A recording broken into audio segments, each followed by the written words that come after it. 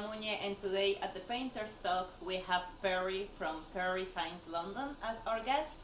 I am super happy to have him because, as many of you might know, I did a work experience with him last year, and he's my mentor. And also, this interview is particularly special because I am at his studio, so it's different than the previous one. So, not saying more, Perry, thank you for being here and welcome. Hello there. How are Joe? Hey, Perry. So, Perry, let's start this conversation. Perry, you have been a sign painter for a long, long time.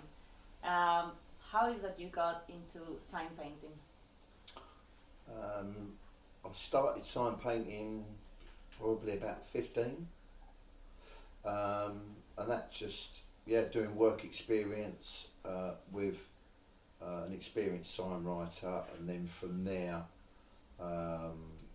moved on to another sign company from the work experience, and it just rolled on from there. I was never any good at school, so I think they were pretty much glad to get rid of me, to be honest. So Okay. 15 and a half, I started the apprenticeship stroke 16 for about 4 or 5 years. That lasted, and it just went on. It went on from there. Okay, so Yeah. back in time, apprenticeships were for 4 years?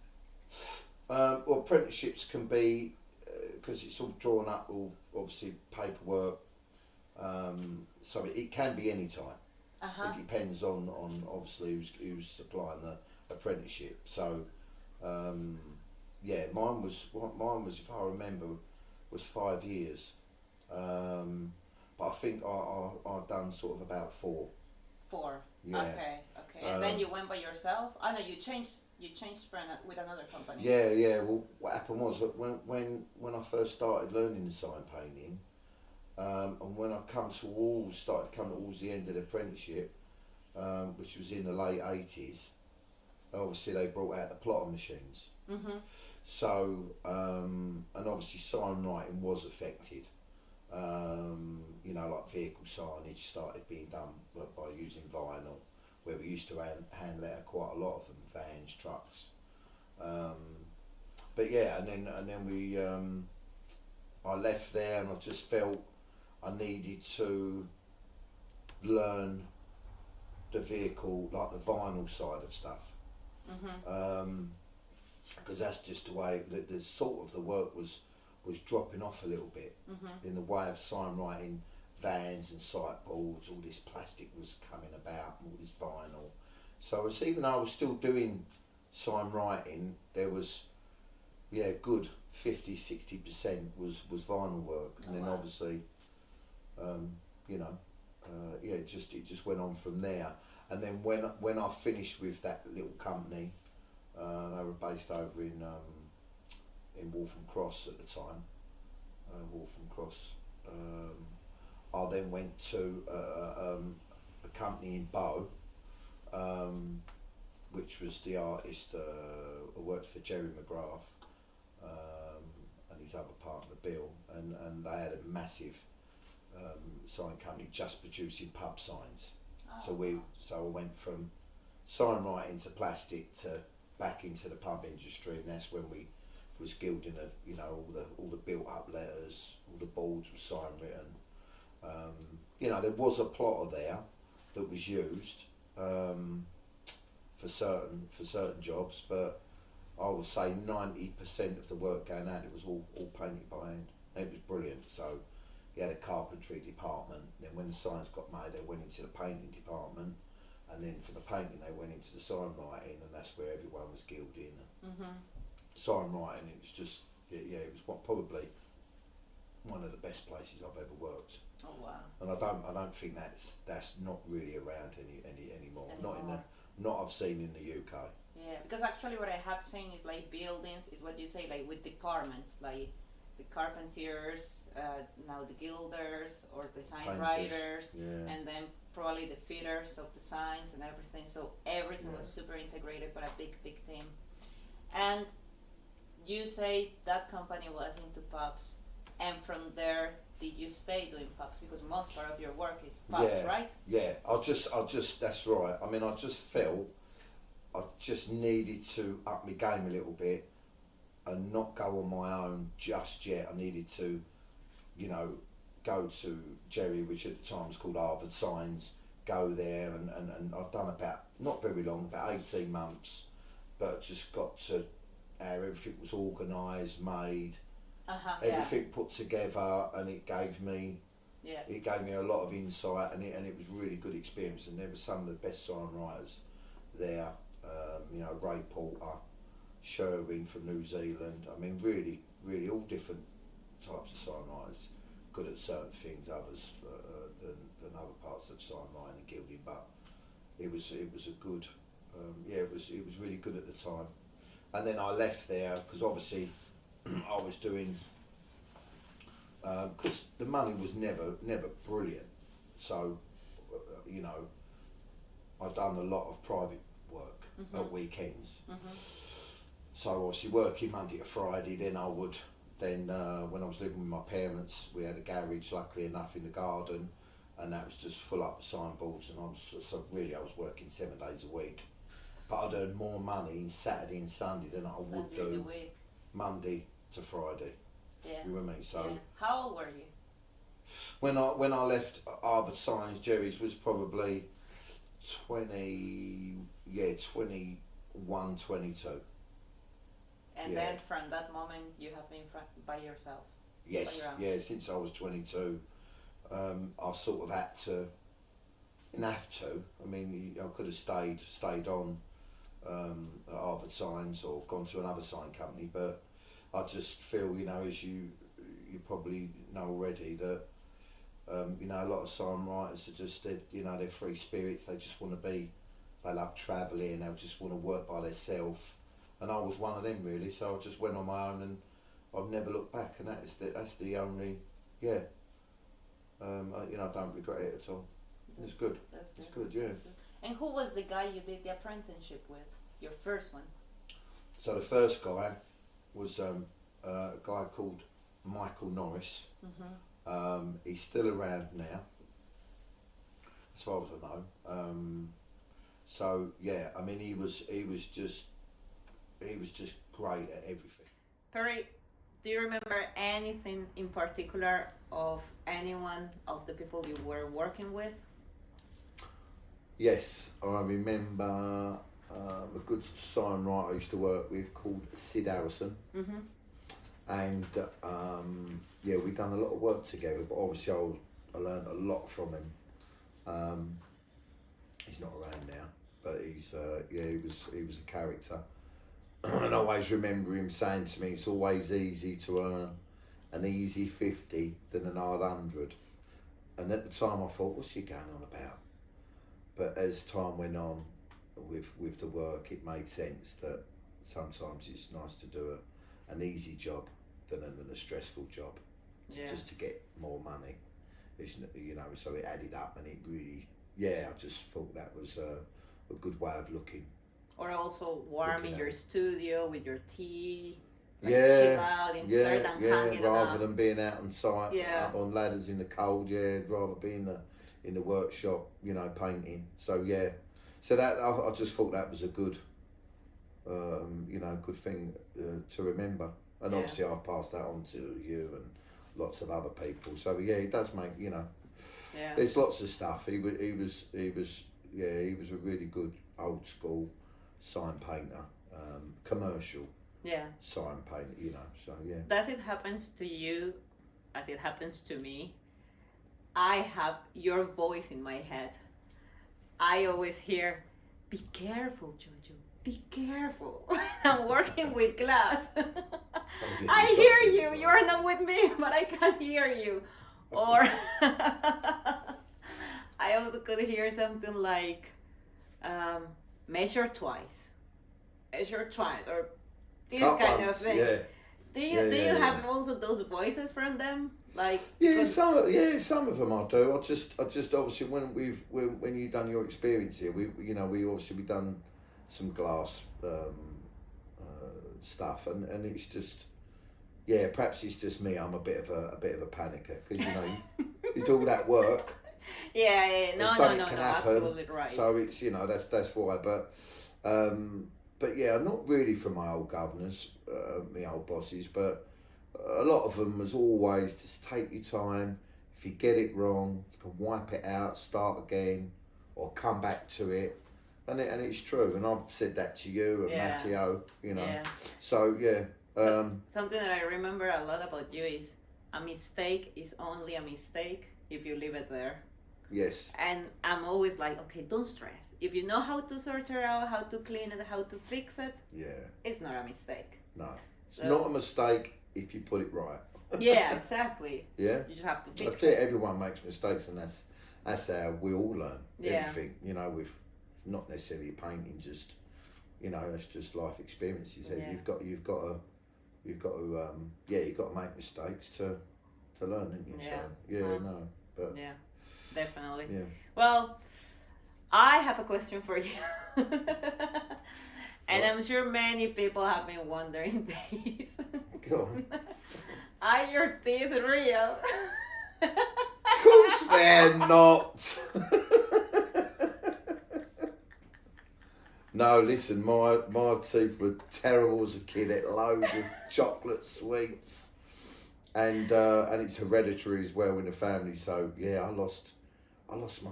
Well, I say I lost my teeth. Yeah, I had a lot of teeth trouble and started losing them probably when I was sort of in my mid-20s. 20s? Yeah, my mid-20s, I was always dentist, having teeth out, fillings, and then and then I had some crowns fitted, probably about 15 years ago, and they was okay, and then I just had enough. I started going to a lot of big meetings and stuff. I used to carry around a tube of, remember me telling you, the super glue? But tell them Yeah, the so story. super glue. So I'd be going into meetings with big companies, and obviously all my teeth were loose, so I'd glue them. Just before I go and I stick them in, have the meeting, and then my mouth, it must have been, it's just disgusting. But Tell them the story when you sneeze. I was in London, yeah. So I was just walking London. I think it was Borough Market. Anyway, I sneezed and the tooth just flew out. And I'm going, mate, quick, where's my tooth? I need it. It was the front one, so I'd end up looking really, really old and dodgy, So and I just grabbed it, and then that was it. I'd had enough, and then so I just decided to go Turkey and have them all out and have implants put in. So it's the best thing I've ever done. So yeah. So no, it's not true. It's not true that I've got false teeth. They're all mine. They're all yours. That's sweet. Very. You are well known for your gilding work. You do a lot of commercial work, a lot of pops, very traditional style, and you add a lot of gilding into your work. How do you do it? How do you sell it to your clients? Or how do you get it? Yeah, I mean, a lot of it has been recommendation. I would say about 70% is recommendation. The other 30% has been through like online, website, social media, like a lot of us, I suppose we get. And there is an element of luck there. I mean, I've had emails from real big companies thinking, while they sort of emailing, it's just what I call a fresh lead. And it's just been, and obviously recommendation, it's just built on from there, But so. it was something that you were looking with the intention to go into, or it just happened to you? No, I think I intended to go in. I've always been fascinated with the gold leaf, and I think for me it's the high end of sign writing of the actual craft, gilding, glass work, gilding ceilings, cornices and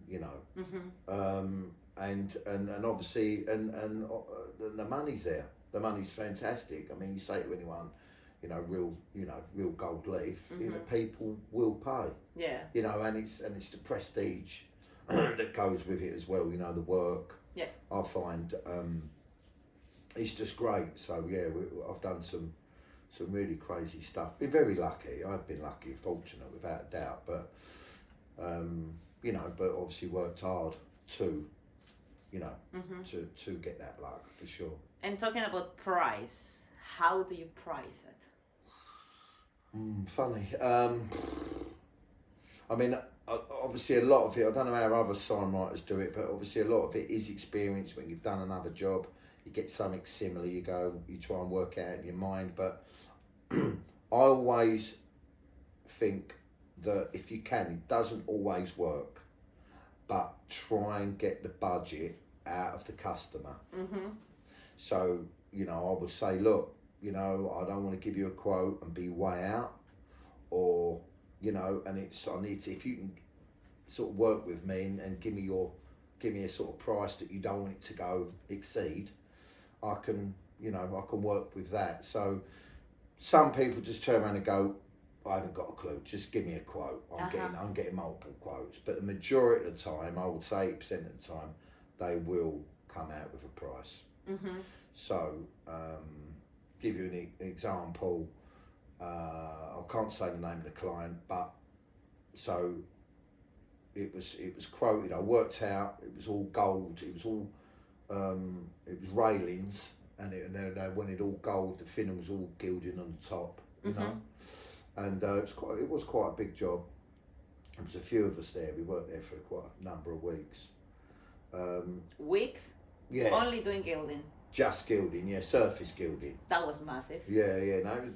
So, and you were several people doing it. Yeah. There was probably in total one time, there's probably about 5-6 of us all gilding. Because as you know, you've got size, obviously clean off. And, you've got a lot of prep work and then the sizing and the gilding. And I think I looked at it and I think it was, it come to about just over 9,000. And obviously I said to this guy, what's the budget? Because I really wanted a job. And I thought 9 was sort of fair, but I could have gone a bit lower. But he said, long as it don't exceed no more than 50,000. So I said, well, I'm sure we can work with that. And I gave him a quote for 48 and the odd few £100. And he went, yes. And I got a job. I didn't have to work for the rest of the year. You were doing like...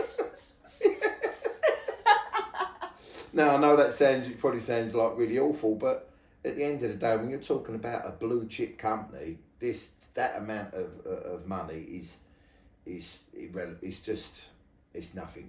It's nothing. Yeah. And it's just business. So that doesn't happen on that scale all the time, but I always use that technique. I call it selling technique. Get the budget from the customer first. Yeah. Whether it's gilding or a vehicle, shop fascia, because some people, I've had it, and people go, well, I don't really want to pay more than £150. And then you can think, go and call someone who does sticky letters, So I use that quite a lot. Obviously not with my repeated customers. Yeah. They just send a spec through and I quote it, and 9 times out of 10, because you've got a relationship there, you get the green light, and you get the job. So when I'm doing my signs gilding jobs, I still find quite challenging to calculate how many books I need per work. Any tips? I always call you. Well, I always call you and I send you a picture and you tell me, you need this amount of books. Yeah. And I hope that eventually I will learn, this is what I need based on my experience. Yeah. But any formula? I mean, you just, it's a really simple one, really. You just, if we're doing I've done a few hotels and we've done the ceilings, like I've done the Goring Hotel in London, and that was very hard to price up, but I just measured the square footage, rung up the gold leaf suppliers, They are 8 by and I 8. just go, right, it's 6 meters by 3 meters. It's flat or it's curved sometimes because this certain ceiling was curved. So so we and they just worked it all out, Joe, for me. But then you take the full. Let's say, if there's an A, let's say it's an A, then you measure it as a square. Yeah. Instead than as a letter. Okay, that's a good one. Yeah. That's a good one. But I mean, as you know, the gold leaf books, I think they come round about 80 mil square. Yeah, they are 8 by 8. Yeah. So when I'm doing it, if I'm doing a design, whether it's sketched out or it's on the computer, I'll always think, and it's surface gilding, then I'll always take that in consideration. I try and keep the letter, say 75 mil. So you can get the page and you can literally get that one letter gild in one leaf. Yeah. Yeah. I know there's little off-cut bits, but you can move that to obviously the next part. But yeah. That's a good one. it's just something to keep in mind. Well, but it's not always the way with the size. You could be a lot bigger, obviously. Yeah. Okay. Well, lucky I have you. Yeah. You always ask you. I'm lucky to have me. Well, No, I have good to man. say that I'm really lucky. I mean, we work a lot when I was here, but we stay in touch a lot even now that I'm there in Northern Ireland. Every now and then I call you and you always reply. I mean, that's. Yeah, you've got. I really appreciate that. I mean, it's like, you're welcome. Yeah, it's been a. It's like I know that many people don't have that, and that makes my life way easier. Yeah, I mean, I think a lot of it is like everyone with two people. It's about relationship. You get on.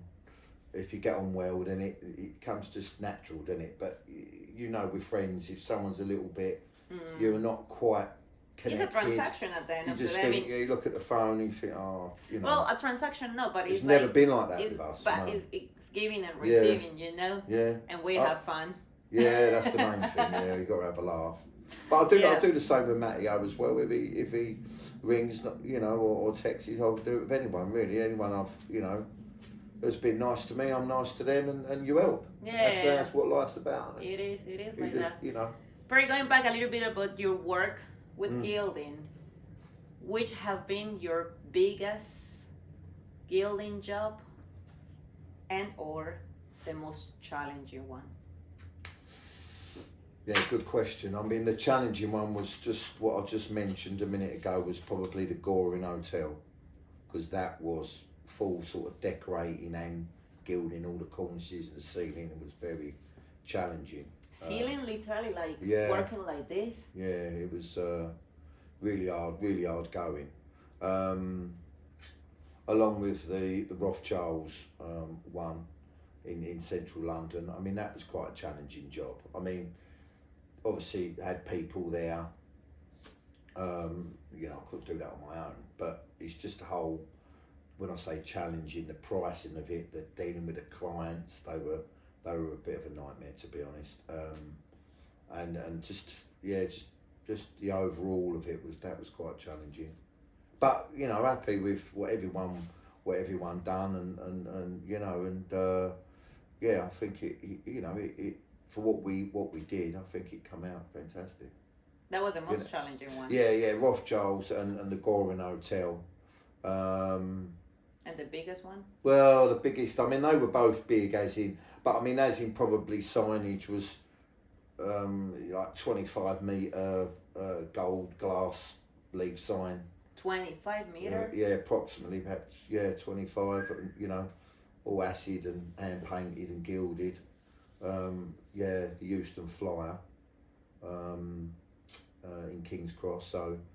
Yeah, that was a Is nice it still job. there? Yeah, it's still there now. Yeah. And we, obviously had help with it, but because it was on a short time scale. But yeah, it was.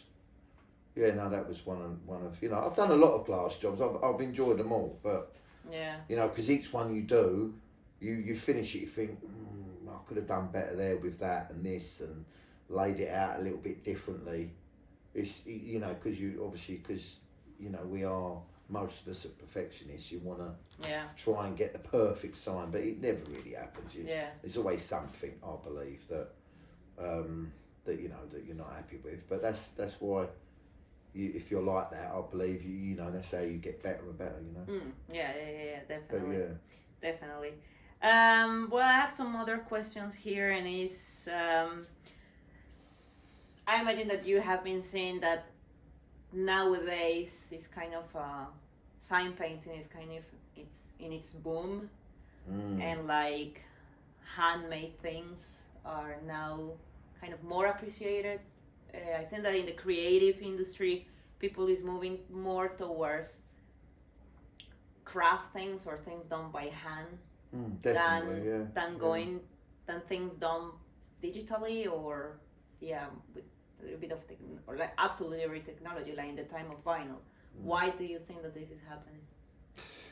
I just think it's people just getting in to this craft is because it's so creative and it's sort of got like a free license.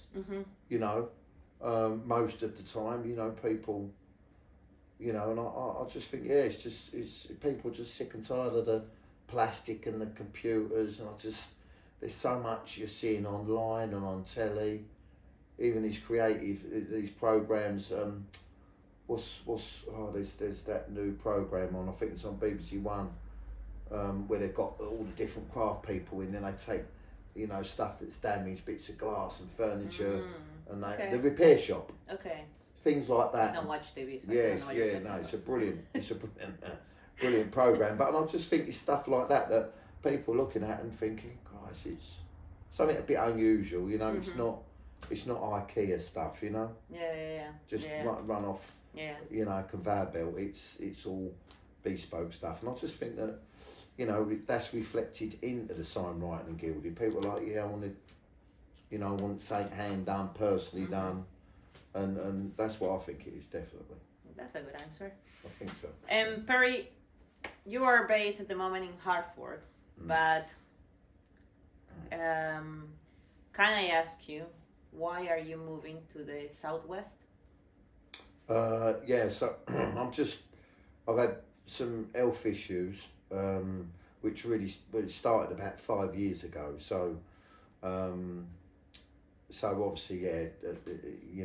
it's resurfaced again, unfortunately. So after speaking to the doctors, you just got to try and avoid, stress, and I think, with the lockdown, it just gave me a lot of time to reflect, because we all did nothing, didn't we? It was just, everything was on hold. So, obviously, it just made me realise, and then obviously getting the cancer back, it's just made me realise I just want to be by the sea and just open up, which is all going through literally as we speak. So got myself a nice little shop, right by the harbour, and just gonna sell some vintage stuff and do old signs and make some nice little glass signs perhaps, and maybe do a few boats and just try and calm down a little bit, but I still need to keep the workshop here. Obviously I've downsized quite a bit. And as and when I get a pub I want to do, or a nice job, then I'll come back, do the pub, and then go back to down Devon. So I'm just going to be sharing my time, but hopefully I'll be down here a little bit more than I will be here, and then I can. It's just really just to chill and relax, and hopefully get through, the next 6-7 months. And fingers crossed, recover,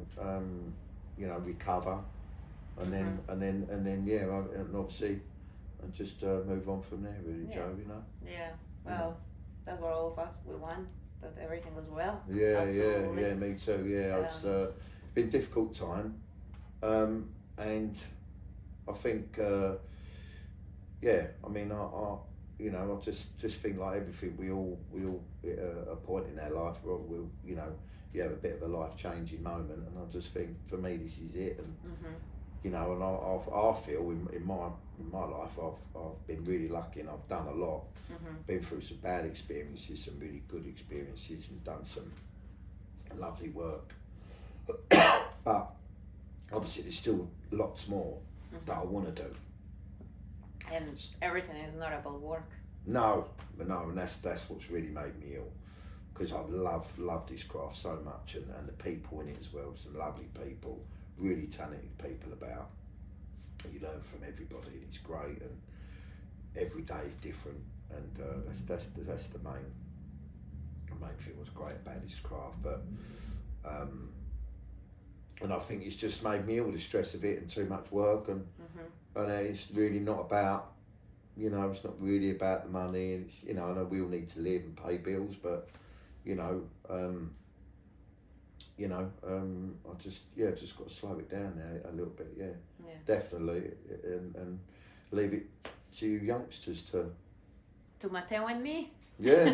Just to, you know, it's got to be passed on, isn't it? And that's why, you know, you come here and you know, we both found the time, and same with Matteo, and you know, and the workshops here. You know, you got to pass on.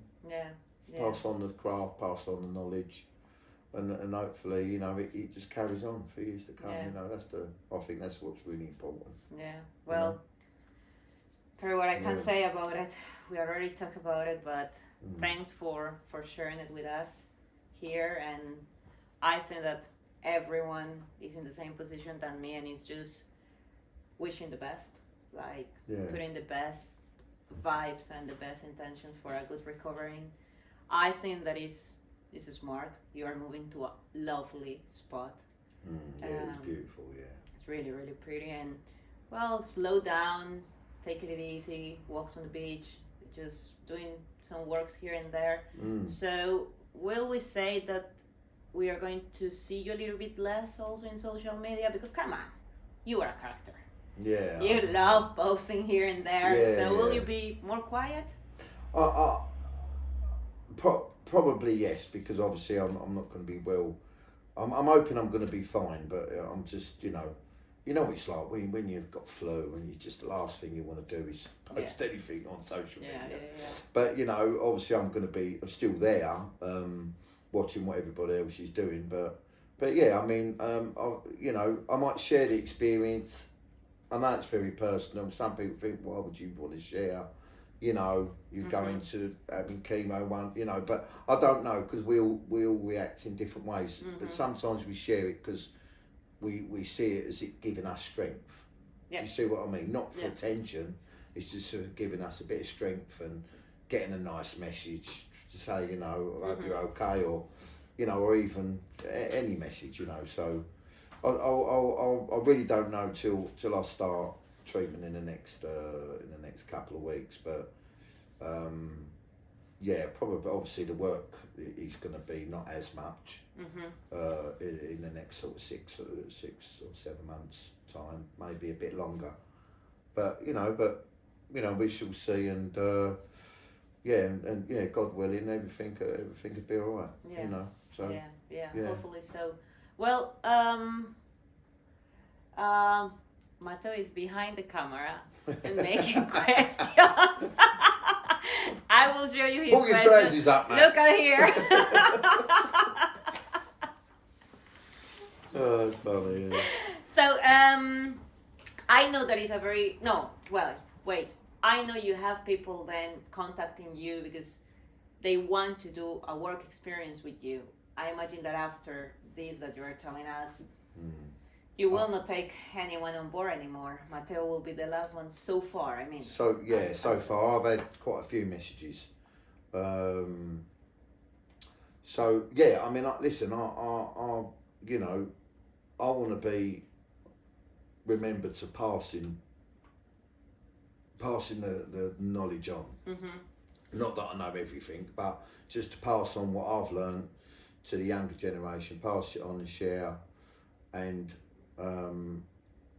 but that I'll probably your answer to your question is taking someone else, and obviously it'll have to be when I get through what I've got to get through, and then I mean, I still would, you know, do the work experience Yeah. like you've done and Matteo's done, and the workshops. You know, I get messages all the time for the sign writing workshops. You know, the 1 and 2 days, which is really good because it lets you know that there's still a lot of interest there. Yeah. I mean, we had that girl come in earlier. Yeah. She asked about workshop, you know, and Yeah.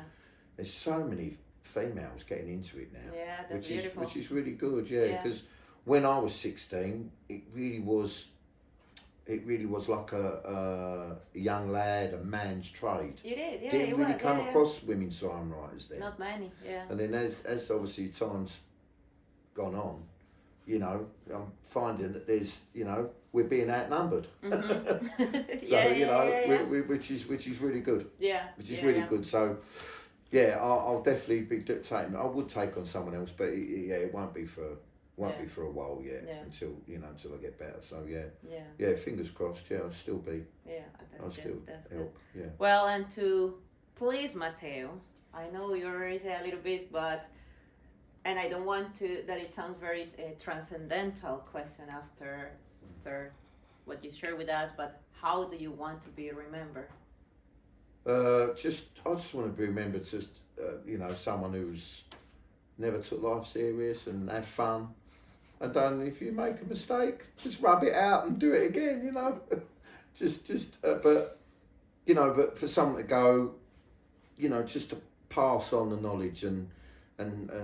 You know, hopefully there'll still be some signs up, pub signs, whatever, and you know, he was a silly old git, but you know, I know you are.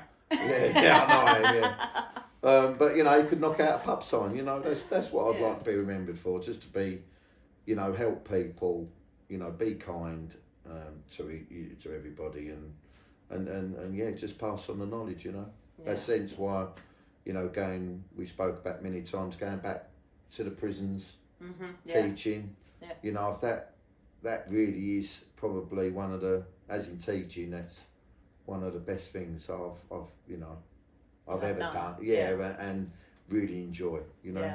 Yeah, I can imagine. You know, so it's a beautiful experience. Yeah, no, it's a fantastic experience, and I'm hoping to do that again in a year's time, hopefully. But yeah, that's I mean that's how I'd like to be remembered, really, Joe. Yeah. Sweet. To be, you know, something positive rather than negative. Yeah, definitely. You know, well. So yeah. Perry, I think that this is all. I just want to tell you, thank you very much. Thanks for opening the doors of your studio, for sharing your experience, for sharing your story. What I can say. Yeah. I really love you so. I love you too. Yeah, take care. Take care. Thank you very much.